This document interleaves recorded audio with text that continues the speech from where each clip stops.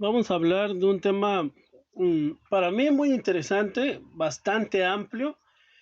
De hecho, este tema lo dividí en tres partes, porque hablar del pueblo de Israel es bastante complejo, bastante amplio, y el tema lo tengo en tres partes. Ahorita vamos a hablar lo que es el pueblo de Israel, cómo piensa mucha gente que tiene una maldición, que inclusive se basan en las escrituras, inclusive dice que el pueblo hasta el día de hoy está maldito. Vamos a ver ese texto y vamos a ver por qué la gente cree de esa forma, ¿no? Voy a poner, bueno, de hecho tenía varios videos, pero como han visto los han estado censurando, entonces voy a poner ahorita el primero, esperemos que no tenga problemas. Son 30 segundos, es el único que voy a poner y iniciamos ahorita con el tema para que sepamos bien del tema lo que trata, ¿no?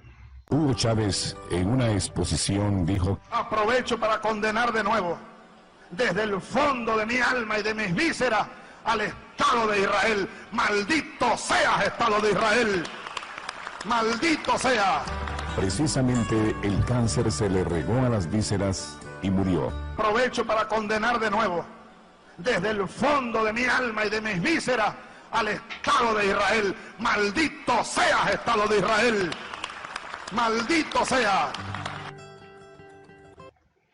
Bueno, ahí tenemos pues palabras muy fuertes de un líder, pero desgraciadamente inclusive he llegado a escuchar dentro de la iglesia que se habla a veces del pueblo de Israel como un pueblo maldito, como un pueblo que tiene la maldición porque ha hecho muchas cosas indebidas que están mal, pero sobre todo se refieren a la muerte de nuestro Señor Jesucristo. Entonces, cuando se habla del pueblo de Israel, díganme ustedes, ¿qué les han dicho sus amigos? Yo tengo bueno, he platicado con católicos, con protestantes de diferente religión. ¿Qué dicen de los judíos? Cuando yo hablo de los judíos, obviamente me refiero al pueblo de Israel.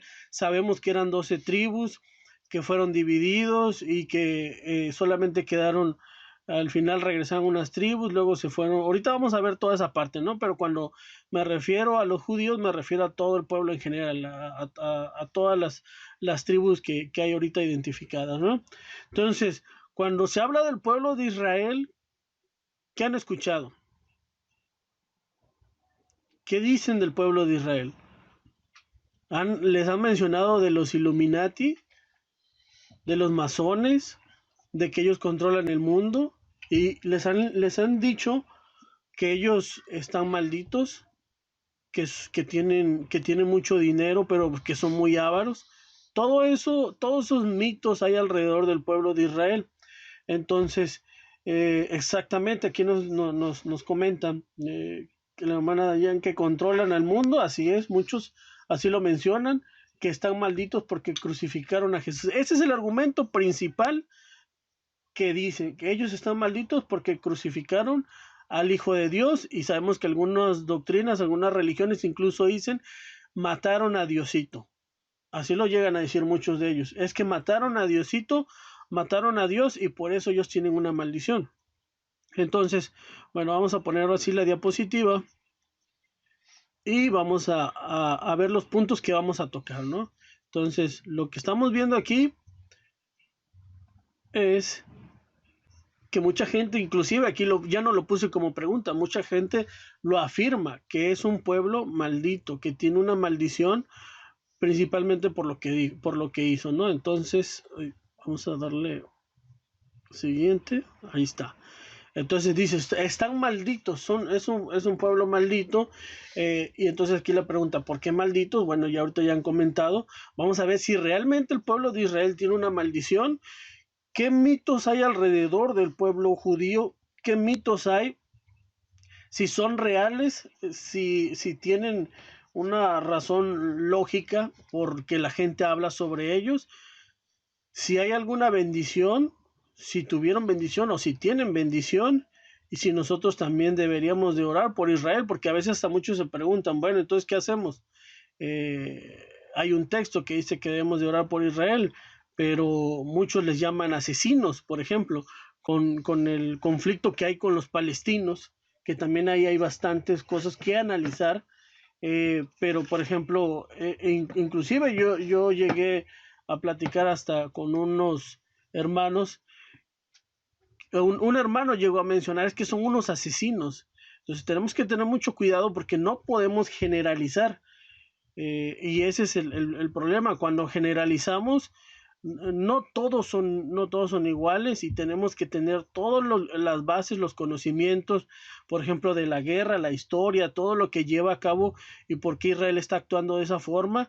Si bien en los medios luego leemos o vemos las noticias, pero vemos una parte, tenemos que enterarnos de toda la situación alrededor, de todo lo que hay en un conflicto y siempre ver las dos partes, no solamente quedarnos con una parte, inclusive aunque sea la parte que muchos o los medios digan que es lo peor, ¿no? Entonces y al final vamos a hacer una conclusión de todo esto. Entonces, esto es lo importante. Entonces, vamos a ver el argumento principal y, bueno, el significado de maldición. Un diccionario bíblico dice que maldición es decir mal, expresar un mal deseo hacia una persona, objeto, nación o ciudad. En hebreo son muchas las palabras que se utilizan para la idea de maldecir. Entonces, cuando se maldice a Dios, a veces se perdona al pueblo de Israel, se cree que pues Dios lo maldijo.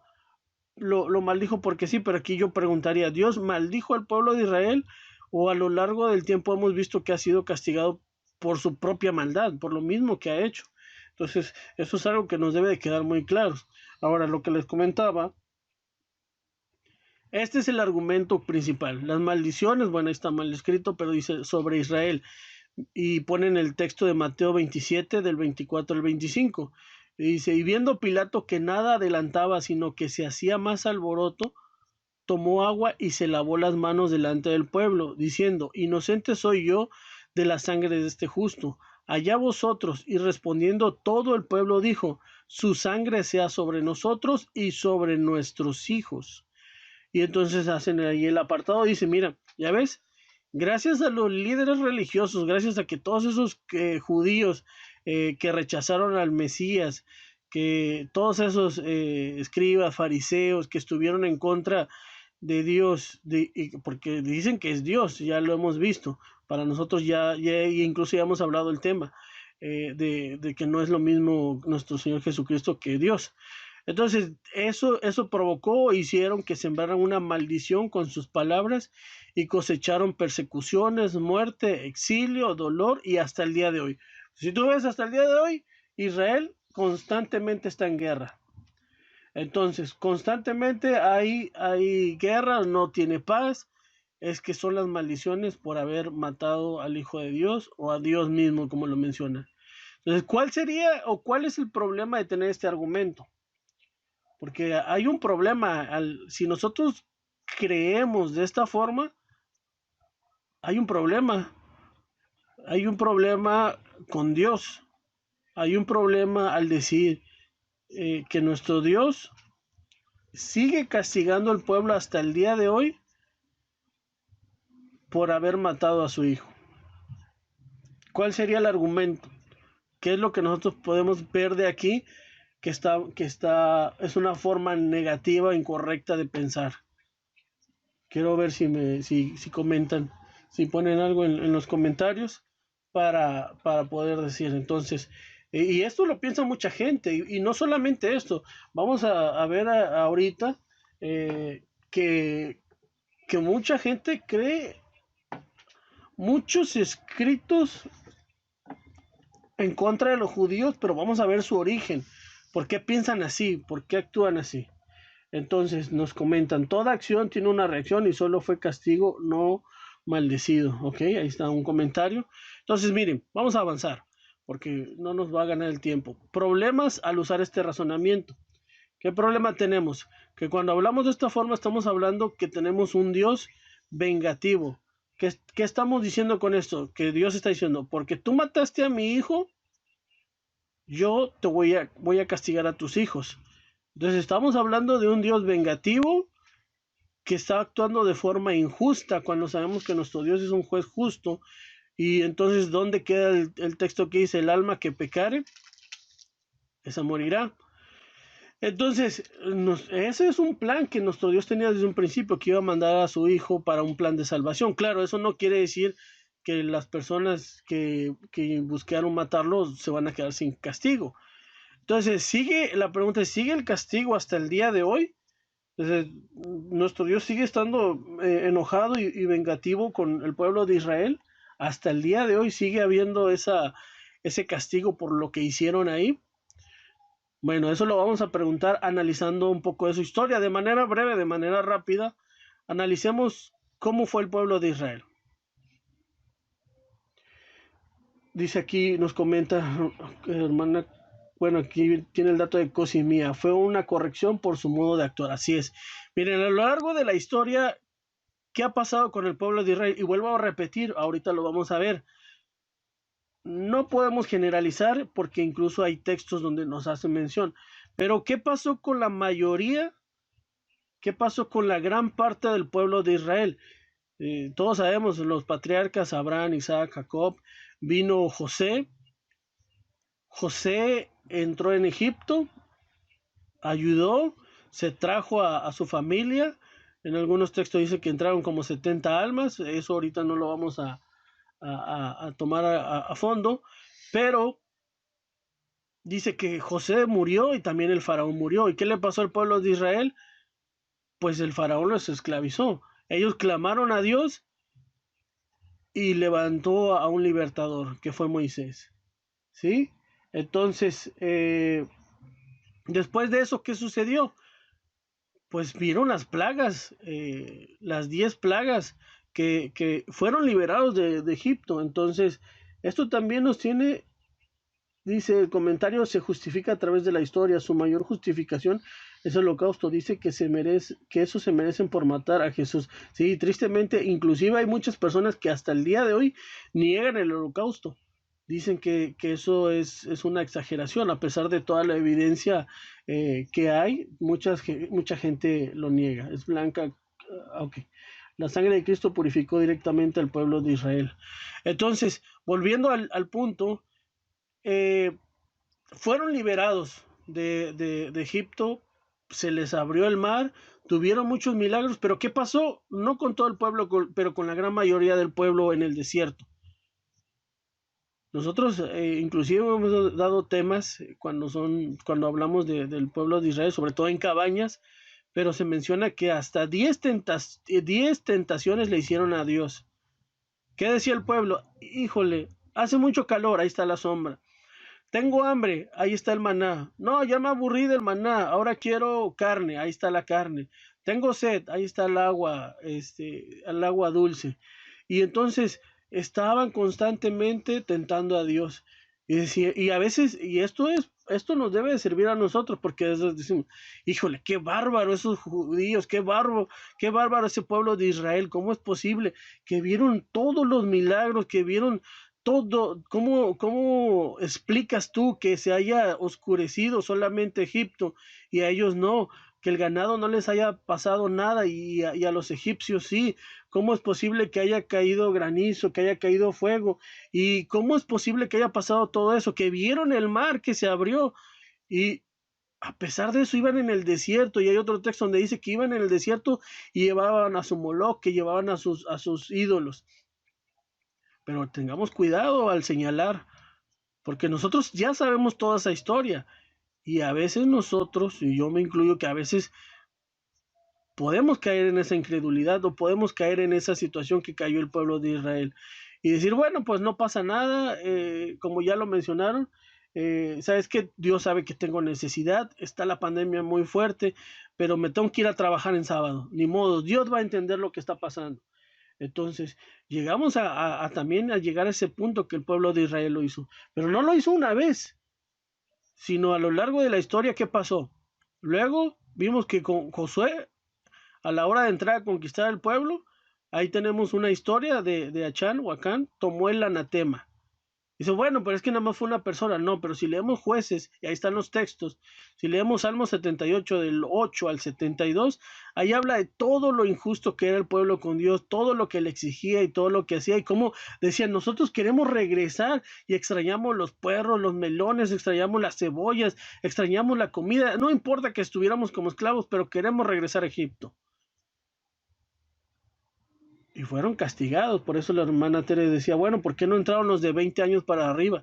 Porque todos ellos murmuraron, hablaron en contra y estuvieron, y dice que incluso se contagiaron de los egipcios que iban y que lloraban y decían que querían regresar. Entonces, ¿y luego qué pasó? Con Josué, viendo la maravilla, cómo conquistaba las ciudades, cómo 7 naciones las expulsaba, las derrotaba. Dice ahí en Josué 7:11 que el pueblo seguía pecando, que el pueblo seguía mintiendo y seguía haciendo lo incorrecto delante de nuestro Dios. Entonces, ¿qué pasó ahora con los jueces? Bueno, ahorita estamos analizando la historia y venía una parte ahí en un texto muy importante donde decía que el pueblo se volvía a corromper y el pueblo volvía a hacer lo mismo. Vuelvo a repetir, no es todo y ahorita lo vamos a ver. Cada uno hacía lo que le parecía en los tiempos de los jueces. ¿Qué pasó después? ¿A qué etapa volvemos? Vamos a los reyes. ¿Y qué pasó con los reyes? Vino Saúl, vino David, vino Salomón, se rompió el reino del norte, el reino del sur. Habían reyes buenos, muy pocos, tanto del norte como del sur, y habían reyes malos. Pero inclusive estando reyes buenos, había gente que todavía quería estar teniendo los altares para adorar a sus otros dioses. Tanto que ya lo sabemos en la historia, ya lo hemos visto y ahí están los textos, que hasta la serpiente que hizo Moisés para liberar de las serpientes de fuego, de eso, que tenían que nada más mirar a la serpiente, lo hicieron un dios. Entonces, constantemente el pueblo de Israel estaba pecando. Entonces, volvemos a repetir, no todo el pueblo, siempre ha habido un grupo pequeño y ojalá que nosotros nos encontremos en ese grupo pequeño que siempre guardó los mandamientos, que a pesar de ver a todo el demás pueblo, que cuando fueron liberados de Egipto, lo primero que hicieron fue un becerro, siempre hubo una manada pequeña, un pueblo que siempre obedeció. Y ahí tenemos el caso con Elías, cuando Elías estaba todo derrotado, triste, molesto y no sabía qué hacer y estaba pasando por una depresión grande, cuando dijo, Señor, ya quítame la vida, que soy yo más que mis padres. No, quítame la vida, solo yo quedo, todos los profetas han muerto. ¿Y qué le contestó nuestro Dios? Tengo 7,000 almas que no han doblado las rodillas delante de Baal, ¿sí? Entonces, pero ¿cuál es el punto aquí? Que el pueblo de Israel constantemente, muchos de ellos no cumplían con los mandamientos de nuestro Dios. Entonces no hacían lo que nuestro Dios decía. Entonces no fue una maldición, pero sí tuvieron iban a tener un castigo ejemplar. Porque aquí Dios los castigaba, les decía, oye, estás haciendo mal, tu maldad te está castigando porque estás haciendo lo incorrecto, y volvían a lo correcto. Pero entonces tenían esa forma ambivalente con que, ok, ahora sí voy a obedecer los mandamientos de Dios. Veían que les iba bien, me relajo y ahora no voy a asistir. Y entonces algo que dicen los judíos y que entendieron muy bien y que hasta el día de hoy dicen, lo que más le puede molestar a nuestro Dios es una conducta ambivalente, una conducta que diga, bueno, ahora sí voy a cumplir con los mandamientos de Dios. No, hoy no. Entonces hasta la misma escritura dice, ojalá fueres frío o caliente, pero si eres tibio te voy a vomitar de mi boca. Entonces tenemos que tener una conducta correcta porque a nuestro Dios no les gusta esa conducta ambivalente. Dios lo advirtió con muchísimo tiempo antes de que sucediera esto. Nuestro Dios ya les había dicho que iba a haber un castigo ejemplar si no cumplían con los mandamientos de nuestro Dios, si estaban teniendo esta conducta ambivalente, donde hoy sí cumplo, mañana no cumplo, hoy sí voy a obedecer, mañana no obedezco. Y el pueblo era castigado y volvía a su camino y otra vez, y así estaba. Entonces, hay un texto, quiero que a ver si alguien de ustedes lo conoce y me lo anticipa. Hay un texto donde dice que el pueblo, si no cumplía, lo iba a castigar. Dice, mira, si tú no obedeces, te voy a castigar así y así y así, te va a pasar esto y esto y esto y esto. Y luego dice, y si no cumples, entonces van a venir más castigos. Entonces, y si no cumples, va a llegar un momento en que tanto estás cometiendo errores que ahora sí te voy a tener que castigar, te voy a tener que hacer un castigo ejemplar. Por todo esto que estás haciendo, ahora sí vas a tener que pasar por un castigo ejemplar, porque pareciera como si fuera un niño chiquito que está haciendo esa conducta ambivalente, que a veces sí hace las cosas y a veces no. Hay un texto que tiene mucho tiempo, que fue uno de los primeros, ahí está la clave, que fue uno de los primeros, y les voy a dar una pista. Se advirtió hace aproximadamente por ahí del año 1491. Cuando hablamos de fechas ya sabemos que nos referimos a la cronología Ussher y es un aproximado, no es una fecha exacta, ¿no? Pero estamos hablando que esto ya estaba profetizado. Si el pueblo de Israel seguía teniendo esa costumbre ambivalente, iba a haber un castigo ejemplar que tendrían que entrar en razón. Y lo advirtió y lo puso de tal manera que dijo, mira, si no obedeces te voy a castigar de esta forma, si no obedeces va a pasar esto, y si no obedeces, entonces ahora sí vas a tener un castigo muy ejemplar. Y a pesar de todo eso no te voy a destruir, porque ahí es donde tenemos que ver hasta qué punto, ¿no? Entonces, vamos a ver, dice, quedaron postrados por su incredulidad. Solo, hermano Joseph, solo la familia de Josué y Caleb fueron fieles ante las promesas, así es. Pecaban constantemente por falta de conocimiento y obediencia, así es. Inclusive hasta en la falta de conocimiento o hasta en la ignorancia. Fíjense, hasta en ese punto nuestro Dios decía, hay castigo. Es que no puedes decir, es que pequé en ignorancia, pues hasta ese punto. Dice, el conocimiento sí lo tenían porque se sabían las leyes de Dios de forma oral después en el monte de Sinaí. Bueno, ahí ya le contestó el hermano Joseph. Entonces, seguimos. ¿Ya encontraron el texto? Tiene, si tenemos una fecha, tiene 3.511 años aproximadamente que se anunció eso. Y que se cumplió 885 años. ¿Ya alguien encontró el texto? Bueno, vamos a avanzar porque tengo muchas cosas más que comentar. Se encuentra en Levíticos 26, donde se habla de las bendiciones y castigos. Fíjense desde qué año nuestro Dios lo advirtió. Vamos a hablar un poco también ahí, a tocar algunas profecías. Por eso vamos a tratar de ir un poquito más rápido para que no nos gane el tiempo. Pero ahí se habla de una profecía y ahí se habla también de una advertencia. Y ese Levíticos, quiero leerlo en la traducción actual. Aquí no va a hablar, y ahorita vamos a hablar de los 7 tiempos, que eso es lo importante, por donde mucha gente se confunde. Pero quiero leerles Levíticos porque cuando lo leí en la traducción actual, igual ustedes vayan leyéndolo en su versión, porque ahí sí menciona los 7 tiempos. Pero escuchen cómo nuestro Dios les fue diciendo poco a poco lo que iba a pasar. Levíticos 14, 17, 18 y 21. Y ya la parte principal, que es el 24, 25 y los que están en amarillos. Dice el texto, en traducción actual. No, aquí no. Permítanme, déjenme. Busco la traducción actual, que es la que me gusta. Dice, pero si ustedes no cumplen mis leyes, sino que me desobedecen y no cumplen mi pacto, yo los castigaré duramente, y esa será su ruina. Les enviaré enfermedades de las que no podrán sanar. ¿Se acuerdan de la lepra?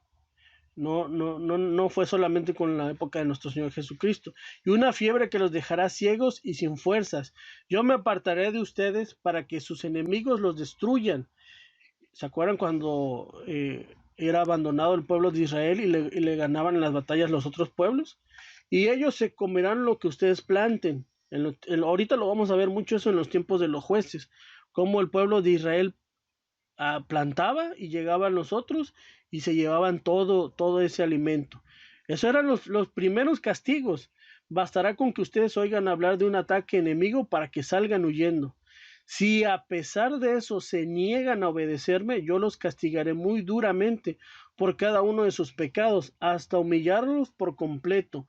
Haré que deje de llover. El alto cielo parecerá de hierro, y el suelo que pisan parecerá de cobre. De nada les servirá trabajar la tierra, porque no producirá nada. Y luego sigue diciendo, y si aún siguen rebelándose contra mí, dice el 22, dejaré que los animales salvajes los ataquen, que se coman a sus hijos y a su ganado. Los que aún queden con vida serán tan pocos que los caminos se verán desiertos. Y si aún siguen continuando siendo rebeldes, haré que mueran en la guerra como castigo por no cumplir con mi pacto. Ustedes correrán a refugiarse en sus ciudades, pero yo les enviaré terribles enfermedades y los haré caer en manos de sus enemigos. Además los dejaré sin alimento. La comida será tan escasa que en un pequeño horno cocerán pan 10 mujeres. Ningún pan bastará para calmar el hambre. Y nos vamos a pasar ya al 31. Bueno, el 29. Ya después de todos estos castigos, dice el 27, y si a pesar de todo esto siguen siendo desobedientes, yo me enfrentaré a ustedes y los castigaré todavía más de lo que merecen sus pecados, hasta llegarán a comerse, fíjense lo terrible que dice este 27, llegarán a comerse a sus propios hijos e hijas. Y esto se cumplió. Y esto lo vamos a ver que está cumplido en los profetas mayores y menores. Se cumplió esto y no lo quisieron entender desde muchísimo tiempo atrás, ya lo había profetizado. Yo les mostraré mi desprecio destruyendo sus pequeños templos de las colinas. ¿Qué le pasó al templo? Varias veces fue destruido. 3. Derribándose sus altares y amontonando sus cadáveres encima de sus ídolos. Yo convertiré sus ciudades en un montón de ruinas.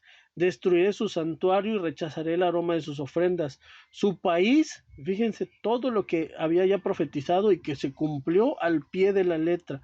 Su país quedará hecho un desierto y sus ciudades quedarán en ruinas, pues los perseguiré espada en mano y huirán a las naciones vecinas, hasta sus enemigos se sorprenderán al verlo. Todo esto desde cuándo fue profetizado y se cumplió. Todo esto tuvo su cumplimiento porque el pueblo de Israel no entendió. El pueblo de Israel no quiso obedecer a lo que mandaba nuestro Dios. Y entonces aquí se habla de 7 tiempos. Y lo volvemos, nuestro Señor Jesucristo vuelve a comentarlo en Lucas 21-24.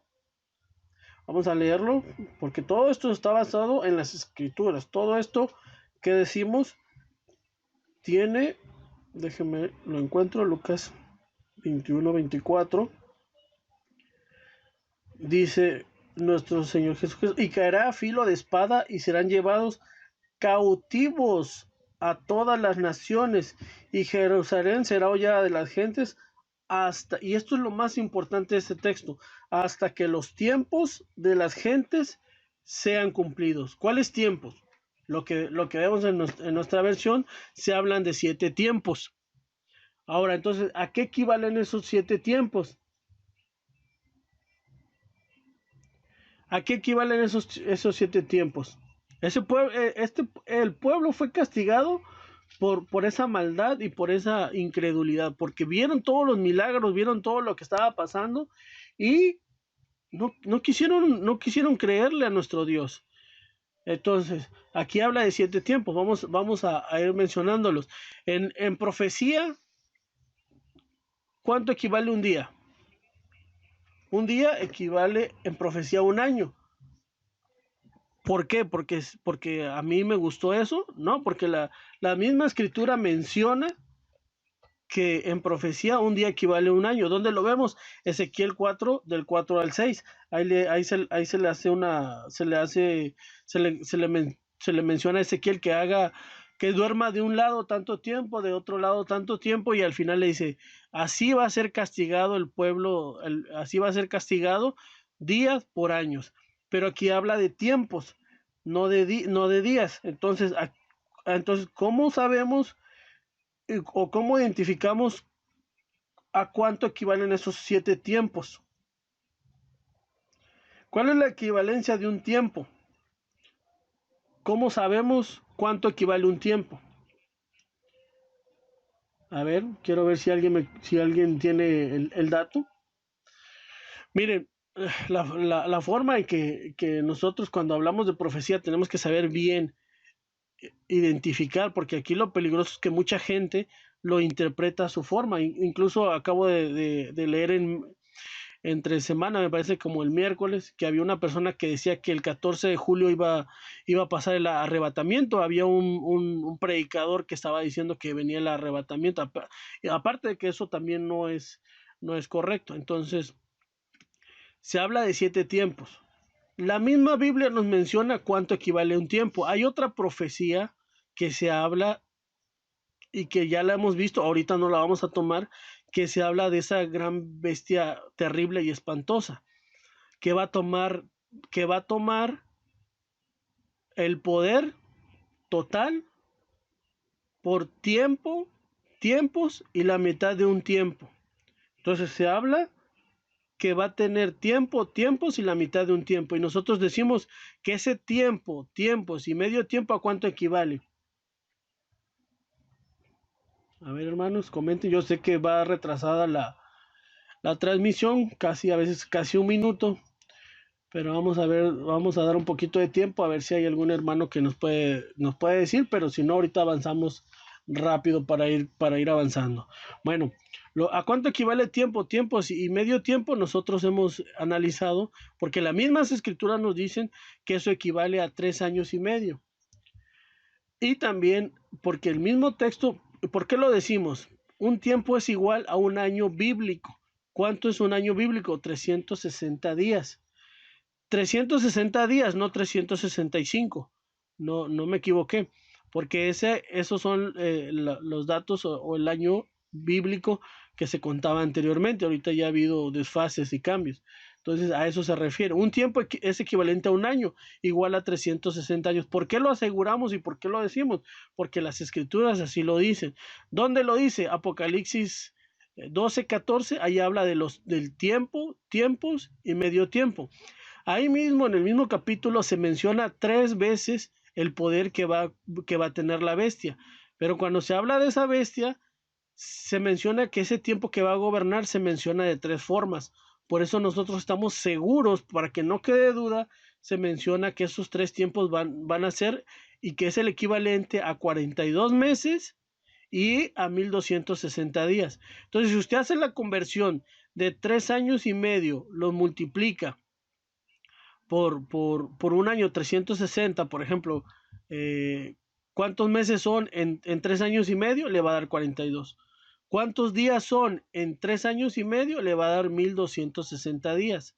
Entonces, por eso nosotros podemos asegurar y le podemos decir con toda seguridad, y ahí están los textos, ahorita no los vamos a estar leyendo para avanzar más rápido, pero ahí está, la misma Biblia nos menciona en el Apocalipsis 12 y 13, cuando se habla de la bestia terrible y espantosa que va a tener un tiempo para gobernar, ahí lo menciona. Entonces es lo mismo, son los 1260 días.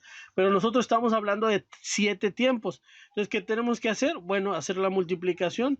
Son 7 tiempos, son 360 días, o que al final van a ser años, por 7. ¿Qué resultado nos da? 2520 años.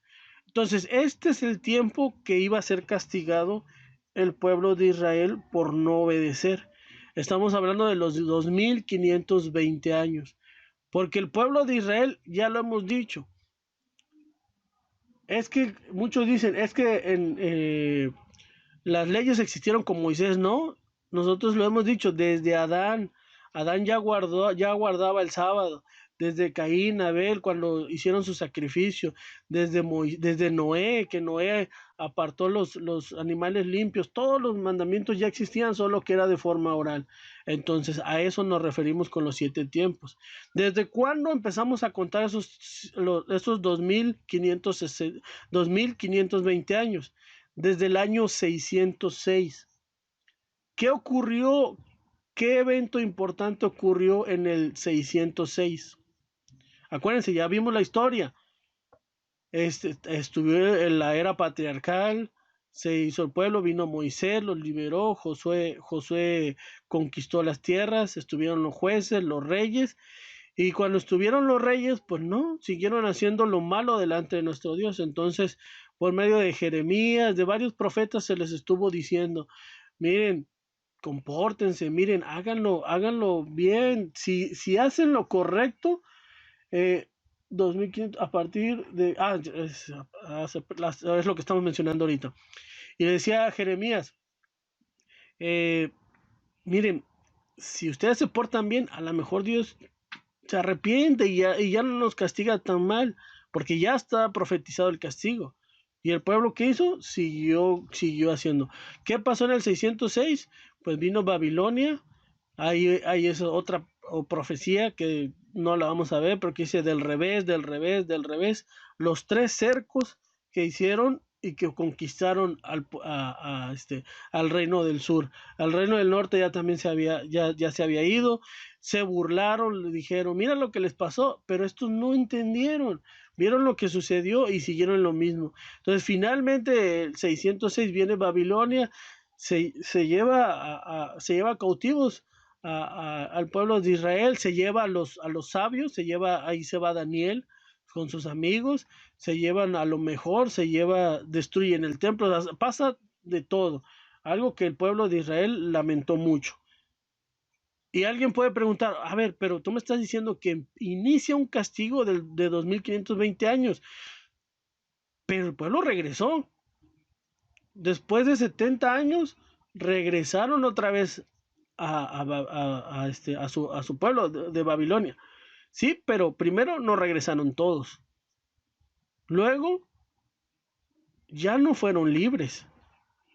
Después de Babilonia, ¿qué imperio vino?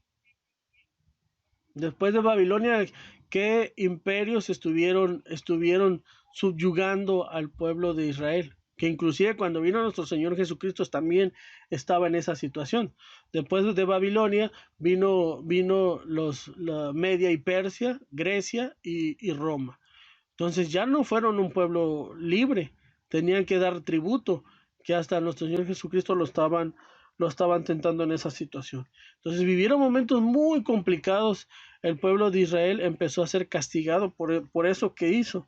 Y muchas personas, a veces, a mí no me gusta el término cuando se habla, por ejemplo, del profeta Jeremías, que le dicen el profeta llorón. Pero es que, bueno, si ustedes estuvieran ahí en esa situación, imagínense o pónganse a pensar, si usted tiene hijos, tiene sobrinos, tiene nietos, ¿usted qué haría si viene una persona y agarra a su bebé, viene su niño y lo agarra y lo estrella contra la pared?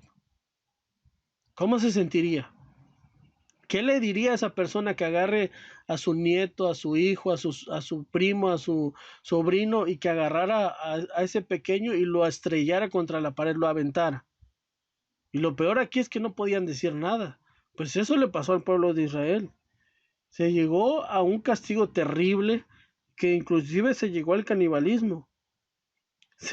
Como dijimos, se llegaron a comer a sus propios hijos. No tenían ya nada que comer, su hijo se moría por hambre y ellos para poder sobrevivir tenían que comerse a sus hijos. O sea, hasta ese punto se llegó al castigo.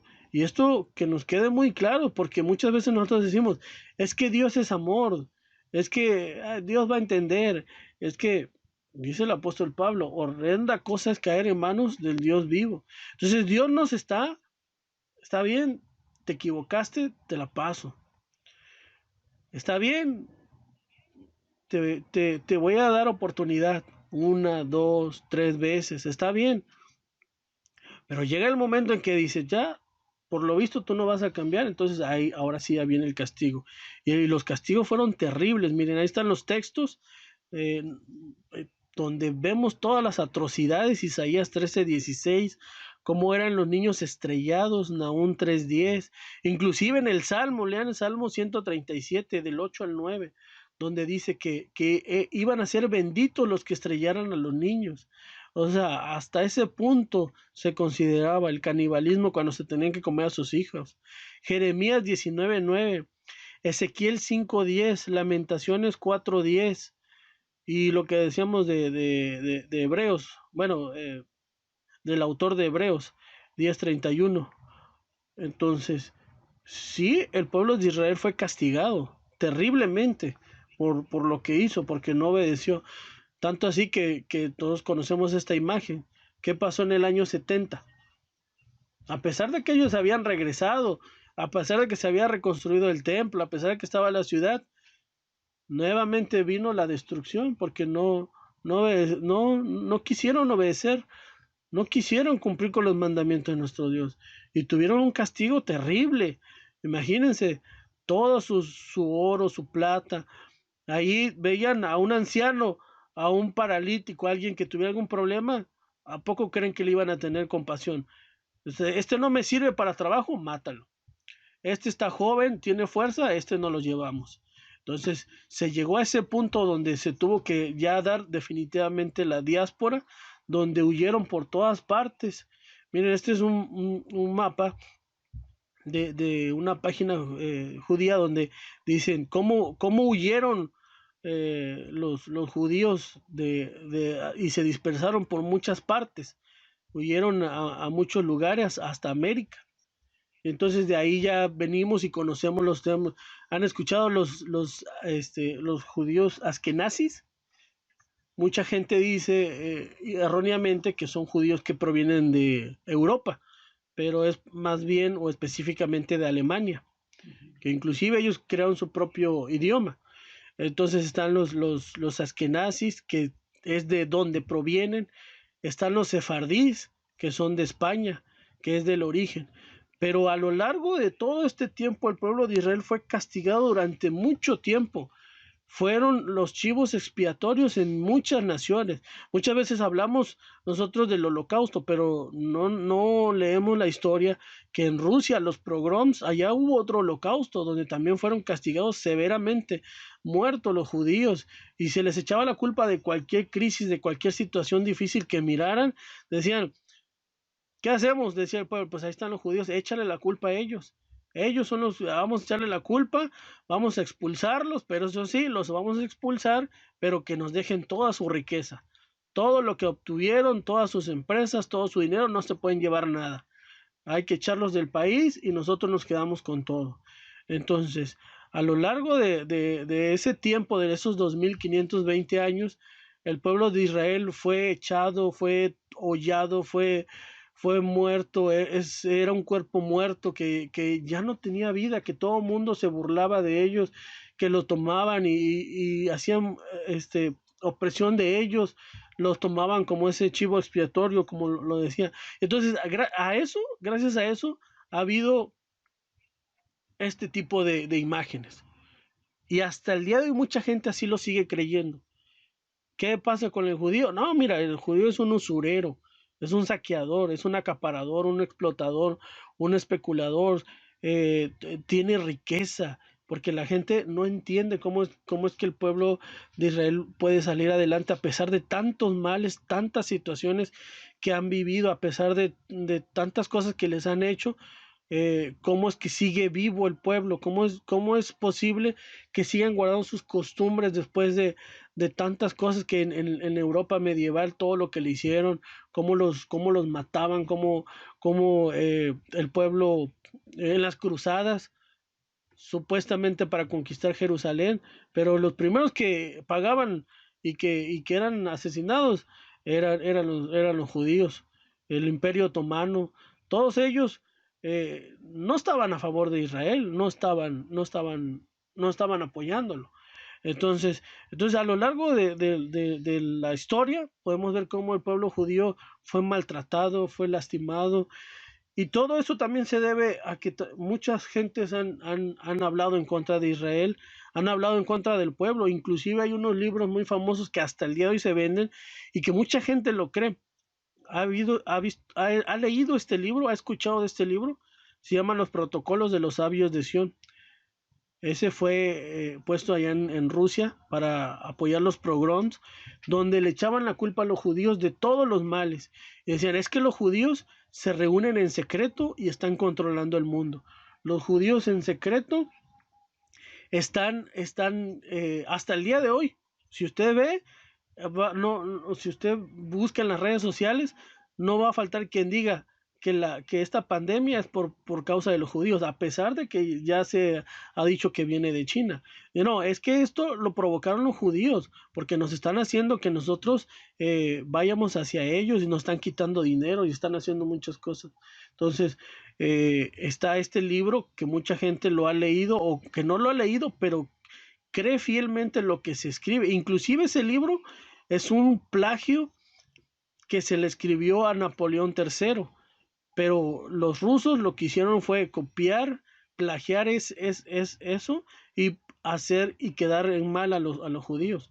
Pero no solamente está ese libro, está también este otro libro. Henry Ford, sí, el de la automotriz, escribió El judío internacional y un problema del mundo, escrito por Henry Ford.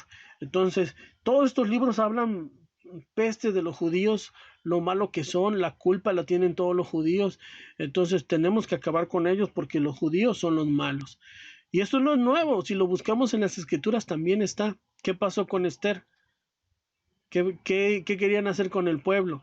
No, también lo querían acabar, querían exterminar al pueblo. Tanto que cuando se dio el edicto, cuando se dijo, dice que hasta la ciudad se conmovió, porque dijeron, puedes matar a los judíos. Y muchas personas congruentes dirían, no, ¿cómo yo voy a matar a un judío?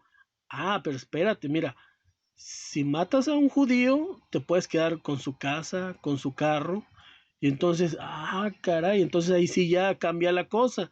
Y muchos ya dijeron, híjole, pues es que sí me gusta la casa de ese judío. Sí me gusta, bueno, no habían carros, pero si fueran nuestros tiempos, sí me gusta su automóvil. Entonces, mucha gente, si hoy se diera ese edicto, estoy seguro que muchos no lo pensarían. Sí, voy y le voy a quitar sus empresas, no importa que me manche la sangre, pero si me estás diciendo que puedo matar a un judío sin tener ningún cargo jurídico y me puedo quedar con todo, lo haría sin pensarlo, lo haría. Y entonces pasó todo ese tipo de situación y pasaron los 2520 años donde ese pueblo de Israel fue duramente castigado hasta que tuvo su cumplimiento. Aquí vemos también ese momento difícil que vivieron. Ahí está en Salmos 106 del 24 al 44. Léanlo con calma en sus casas. Cómo va diciendo exactamente lo que hoy se cumple, cómo naciones se han aliado para ir en contra de Israel y llegará el momento en que volverá a acontecer eso. Nosotros ya lo sabemos, en el Armagedón otra vez se van a organizar e irán contra Israel, pero desde su fundación, desde los tiempos antiguos, desde Josué, desde aquellos tiempos siempre han estado en contra del pueblo de Israel. ¿Por qué? Porque detrás de todo eso está Satanás. Imagínense qué pasaría si el pueblo de Israel no existiera. ¿Qué pasaría con nosotros, con la religión, con todo lo que creemos? Llámese católico, llámese cristiano, protestante. ¿Qué pasaría si el pueblo de Israel no existiera? Ese es el sueño dorado de Satanás, que el pueblo de Israel no exista, porque si no existe, quiere decir que todo lo que Dios ha dicho es falso y es mentira. y entonces ya no tendríamos nuestras bases si dijéramos que no existe. Entonces se dio un castigo terrible, pasaron ellos por el holocausto, dicen aquí tanto tiempo, 6 millones de judíos que murieron, entonces pasaron por todo eso que se fue cumpliendo poco a poco.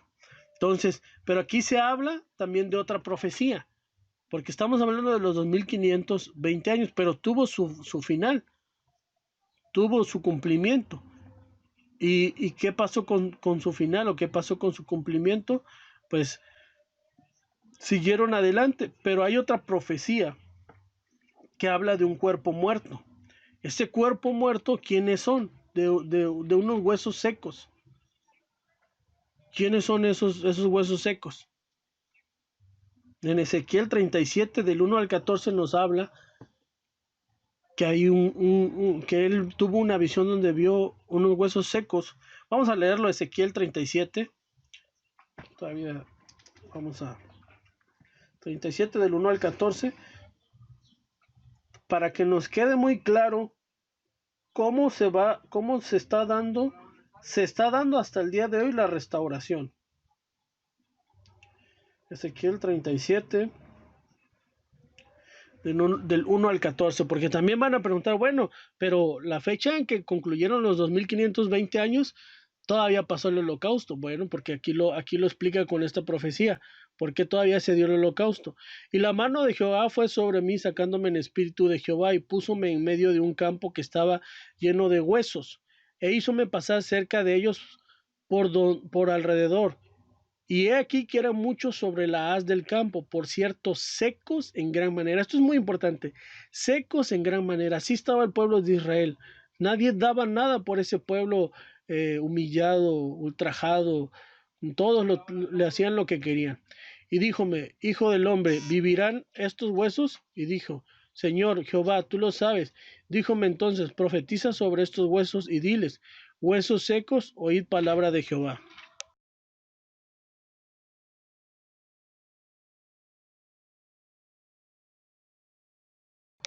Perdón, tuvimos aquí una interrupción. Entonces, así ha dicho el Señor Jehová a estos huesos. He aquí yo hago entrar espíritu en vosotros y viviréis. Y pondré nervios sobre vosotros y haré subir sobre vosotros carne. Y os cubriré de piel y pondré en vosotros espíritu y viviréis. Y sabréis que yo soy Jehová. Profetiza pues como me fue mandado. Y hubo un ruido mientras yo profetizaba. Y aquí un temblor. Y los huesos se llegaron cada uno a su hueso. Y miré y he aquí nervios sobre ellos. Y la carne subió y la piel cubrió por encima de ellos. Mas no había en ellos espíritu. Y díjome, profetiza al espíritu, profetiza, hijo del hombre, y di al espíritu. Así ha dicho el Señor Jehová, espíritu, ven de los cuatro vientos y sopla sobre estos muertos y vivirán. Y profeticé como me había mandado, y entró en espíritu en ellos, y vivieron, y estuvieron sobre sus pies un ejército grande en extremo. Díjome luego, hijo del hombre, todos estos huesos son la casa de Israel. Y aquí ellos dicen, nuestros huesos se secaron y pereció y nuestra esperanza, y somos del todo talados. Por tanto, profetiza y diles, así ha dicho el Señor Jehová, he aquí yo abro vuestros sepulcros, pueblo mío, y os haré subir de vuestras sepulturas, y os traeré a la tierra de Israel. Fíjense lo importante, todo esto, cómo se ha ido cumpliendo. Y sabréis que yo soy Jehová, cuando abriere vuestros sepulcros, yo sacaré de vuestras sepulturas, pueblo mío, y pondré mi espíritu en vosotros, y viviréis, y os haré reposar sobre vuestra tierra, y sabréis que yo Jehová hablé y lo hice, dice Jehová. Entonces, ¿qué pasó con los 2520 años? ¿Se cumplieron? Sí, se cumplieron. Era un cuerpo muerto que ya nadie daba nada por ese pueblo. Tanto que cuando se cumple, decían, ¿qué dice aquí el texto? Pues ellos decían, es que estamos secos, somos del todo talados, cualquiera nos hace así, cualquiera nos hace lo que quiere, tanto que se llegó al holocausto, se llegó a esa situación terrible. Pero ese tiempo finalizó. ¿Por qué estamos seguros que finalizó y que ahora ya está cumpliendo? Por lo que dice Ezequiel 37 del 1 al 14. Ese cuerpo muerto que cualquiera lo podía humillar, que cualquiera podía hacerle lo que sea al pueblo de Israel, ha terminado. Esa maldición que si así le quieren llamar muchos, el pueblo de Israel ya no la tiene. El pueblo de Israel ahora tiene la bendición. Eh, También vemos la profecía de Mateo 24, del 32 al 38, donde decía también nuestro Señor Jesucristo, y de la higuera aprended la parábola, cuando su rama se pone tierna y echa las hojas, sabéis que el verano está cerca. Así también vosotros, cuando veáis todas estas cosas, sabed que Él está. Entonces, ¿quién es esta higuera? Es también el pueblo de Israel. Uh, Tanto que sabemos que se hace el cumplimiento y vemos ahora, ya que sucedió el 14 de mayo de 1948 con David Ben Gurión, cuando ya se declara el Estado de Israel y como nación, que por cierto vean, había muchos videos, pero no los podía poner, no nos iba a dar tiempo. Pero busquen ahí en YouTube, ahí está. Cómo a pesar de todas las circunstancias, todas las cosas en contra, el pueblo de Israel ya es una nación fuerte, independiente, ya ha salido adelante, ya es una potencia mundial, es un país de primer mundo, ya ha salido adelante, y ahora cualquiera que se quiera enfrentar al pueblo de Israel le va a pesar, porque ya no son ese pueblo que tiene esa maldición. Dios siempre cumple sus promesas, y ahí lo dijo en Levítico 26, del 44 al 45. Dice, a pesar de que te castigue, a pesar de que todo eso, no te voy a destruir. Ahí mismo la misma profecía nos dice todo lo que iba a acontecer. A pesar de que no hiciste, no obedeciste, te vas a tener un castigo ejemplar, pero no te voy a destruir, te voy a volver a llamar, porque voy a cumplir la promesa que le hice a tus padres, a Abraham, a Isaac y a Jacob. Y nuestro Dios cumplió su promesa. Hoy en día vemos todo el mundo árabe que está en contra de Israel, siempre tratando de eliminarlo, de acabarlo, pero no pueden. Desde su creación, 5 naciones, la guerra de los 6 días, se fueron contra Israel. Algo que todos decían, pues lo van a acabar, lo van a aniquilar. Muchos dicen, pues es que Estados Unidos lo apoyó, pues es que Israel tiene la mejor tecnología. Israel no siempre ha tenido la mejor tecnología. No siempre ha tenido todo el apoyo. Incluso se dudó mucho en tener el apoyo hasta el final, se lo dio Estados Unidos. Entonces, todo ese mundo árabe que luego hablan en contra de Palestina, que están haciendo una apartheid, hay que leer bien toda esa información, porque mucha gente habla y dice, son unos asesinos, son esto, pero hay que analizar todas las circunstancias de la guerra, de todo lo que está, cómo ponen a los niños como escudo y luego lo ponen al revés, ponen que Israel está matando a niños. Si ustedes supieran todas las medidas que utiliza Israel para poder bombardear, lo anuncian, mandan papeles para decir, vamos a bombardear esta zona para que todos los que estén ahí se vayan a otra parte. Lo anuncian por radio, por televisión, y sin embargo estos ponen a los niños para que no ataquen.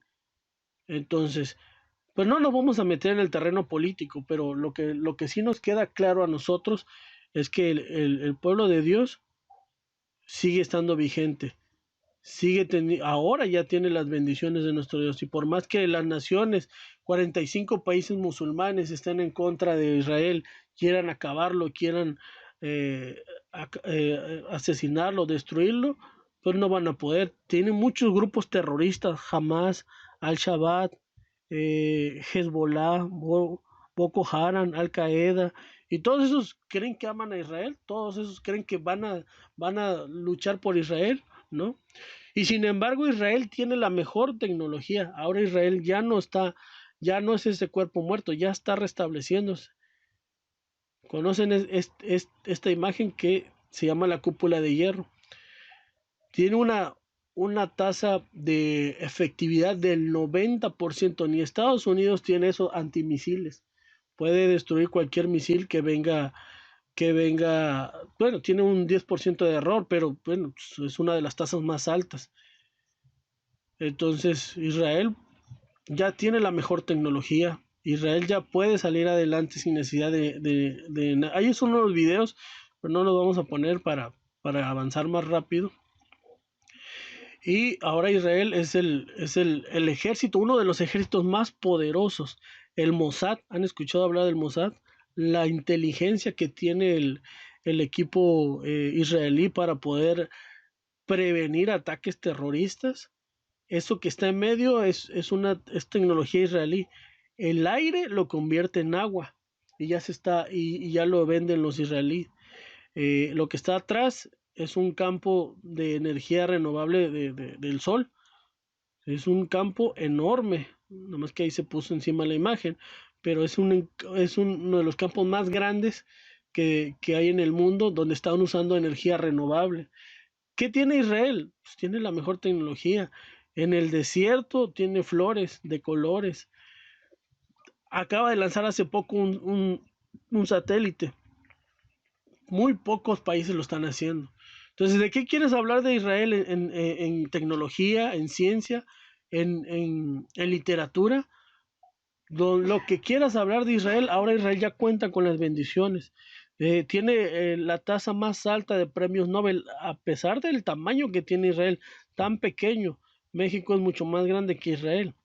Es es tan pequeño, pero tiene tanta tecnología, es considerado el país startup de de las mejores empresas tecnológicas. Solo es superado por Silicon Valley, eh, pero en Tel Aviv se hacen esas ferias de tecnología donde grandes empresas como Microsoft, como Macintosh, Facebook, Google, todo lo que estamos usando ahorita, Intel, la USB, toda esa tecnología, ¿de dónde creen que viene? Es del pueblo de Israel. Y nosotros no podemos decir que un pueblo maldito o que tiene una maldición pueda tener tanta tecnología. Todo esto es porque ahora ya tienen la bendición de nuestro Dios. Claro, ya sabemos y luego en otra ocasión vamos a hablar que ellos tienen un velo, que ellos no creen en nuestro Señor Jesucristo, pero eso también era una profecía. Pero el pueblo de Israel ya no tiene ninguna maldición, ya no cuenta con ninguna maldición y hay que tener mucho cuidado al referirnos de ellos, porque muchos hablan a veces guiados por lo que ven en la televisión, por lo que escuchan, pero hay que tener mucho cuidado, porque no podemos estar maldiciendo lo que dice nuestro Señor, hasta nuestro Dios lo dice en Génesis. El que te maldijere, yo lo voy a maldecir, y el que te bendijere, yo lo bendiciré.